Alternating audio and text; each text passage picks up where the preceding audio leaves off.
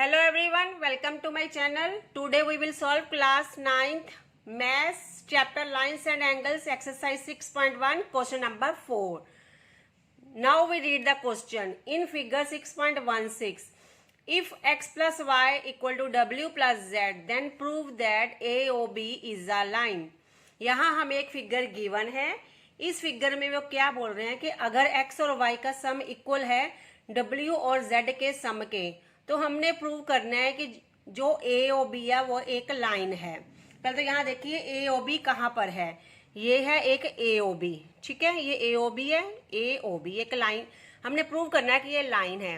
तो AOB को हम लाइन तभी प्रूव कर सकते हैं अगर हम इसके ऊपर ये जो देखो, ये जो इधर दो एंगल बन रहे हैं, ये और ये, या फिर W और Z जो दूसरी तरफ जो एंगल बन रहे हैं, इनमें से किसी का सम हम 180 प्रूव कर दें. कि हम प्रूव कर दें कि x यहाँ प्लस y है 180 डिग्री, या फिर हम प्रूव कर दें कि w प्लस z है 180 डिग्री. इनमें से कुछ एक भी अगर हम प्रूव कर देते हैं तो हम कह सकते हैं कि AOB एक लाइन है. ठीक है, अब हमें गिवन क्या है क्वेश्चन में कि x plus Y equal to W plus Z, इसी को हम यूज करेंगे.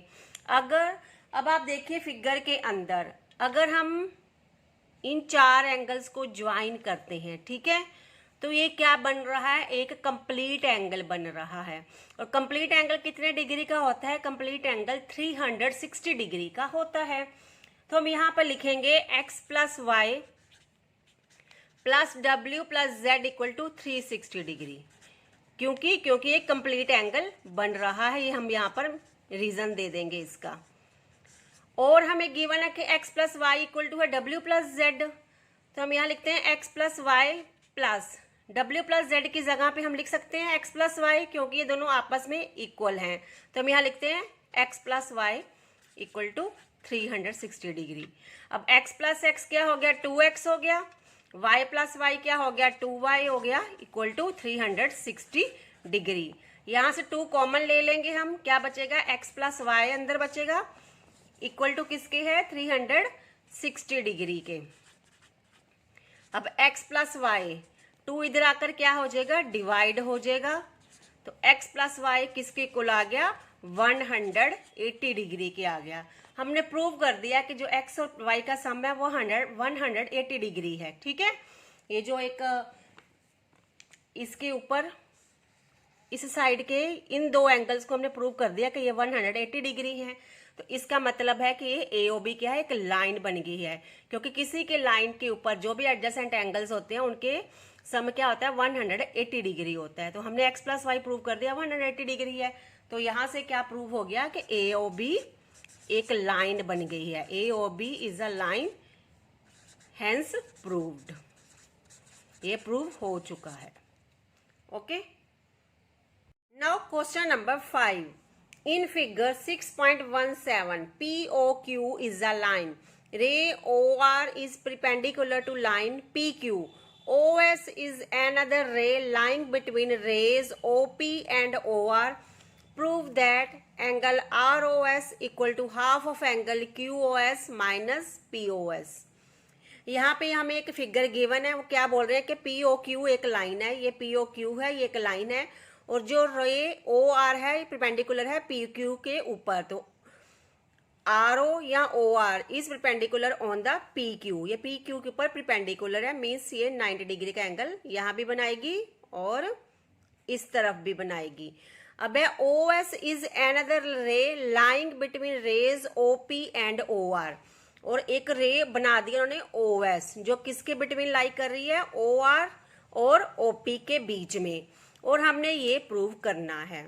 ठीक है, यहाँ पे हमें गिवन है POQ एक लाइन है और रे OR परपेंडिकुलर है PQ के ऊपर. ये हमें गिवन है, यहाँ पहले लिख लेते हैं. गिवन जो हमें चाहिए, OR क्या है, परपेंडिकुलर है PQ के ऊपर.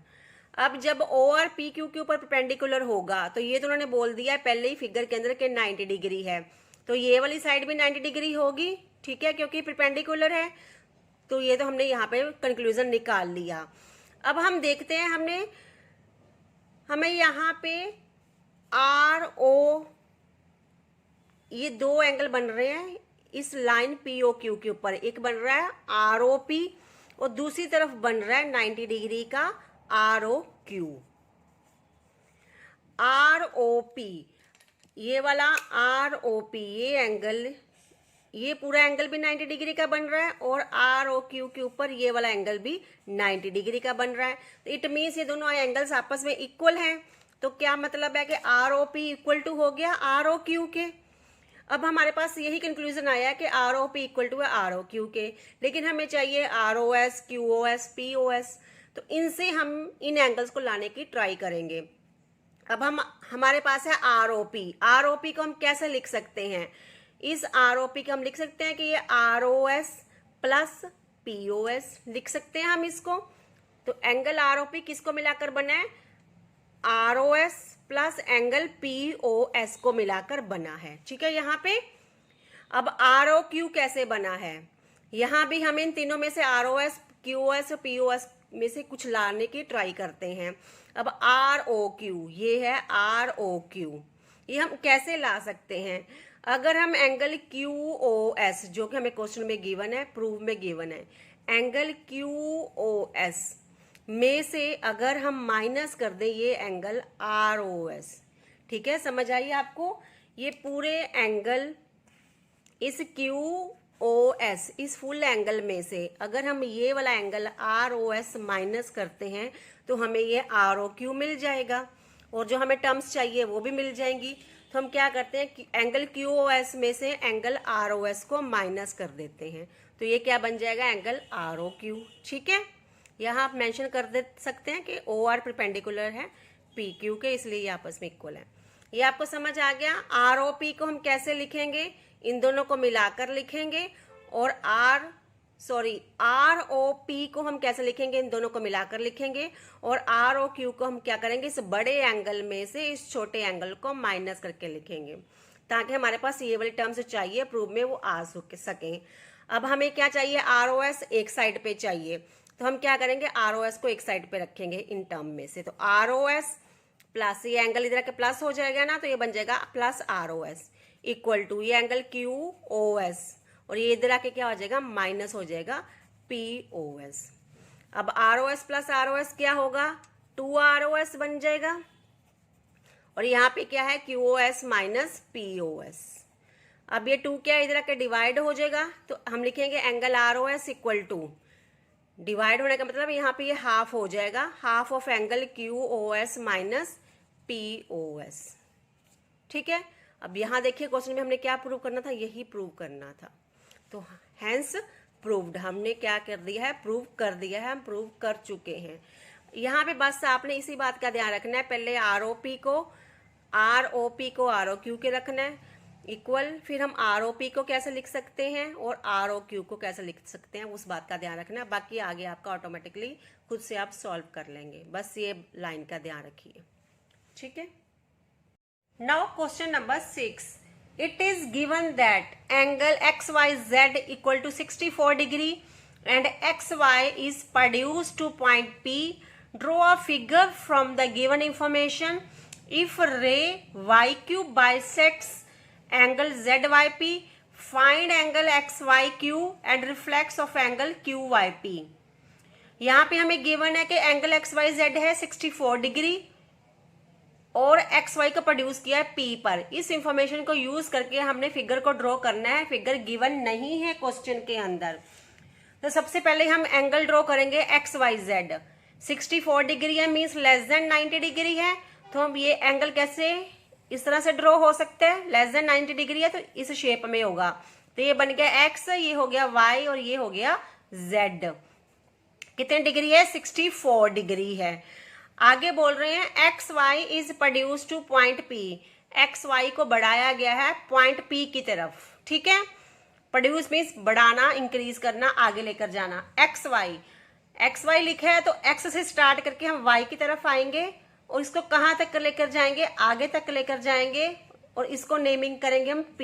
ये हमारा बन गया पॉइंट P।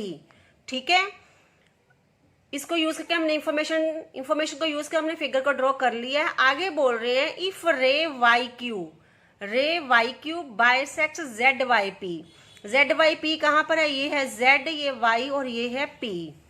इस एंगल को कोई रे वाई क्यू बाइसेक्ट कर रही है, ठीक है, वाई क्यू। तो यहां से वाई से यहां क्यू आएगा, ये रे बन जाएगी वाई क्यू, ठीक है, ये बन गया क्यू।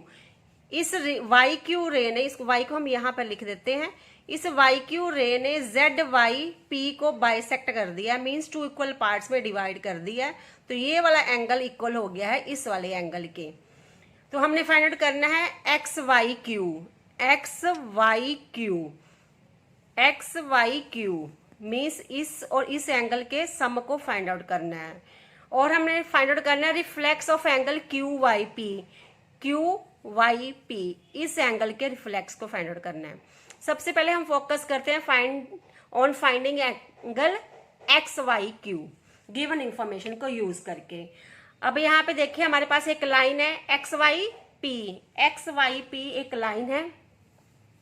इस लाइन के ऊपर 3 एडजेसेंट एंगल्स बन रहे हैं, ये एंगल, ये एंगल और ये एंगल। किसी लाइन के ऊपर जितने भी एडजेसेंट एंगल्स बनते हैं उन सबका सम 180 डिग्री होता है।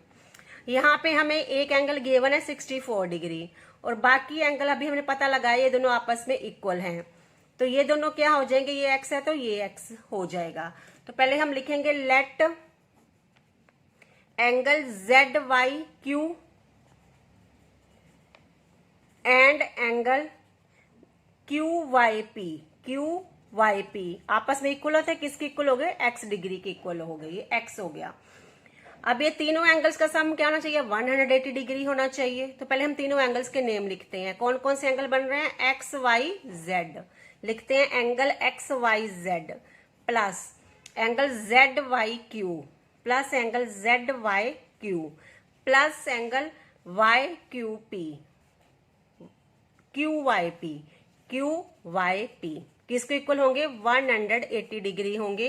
रीजन क्या होगा, angles on the straight line, straight line के ऊपर जितने भी एडजेसेंट एंगल्स होते हैं उन सबका सम क्या होता है, 180 डिग्री होता है।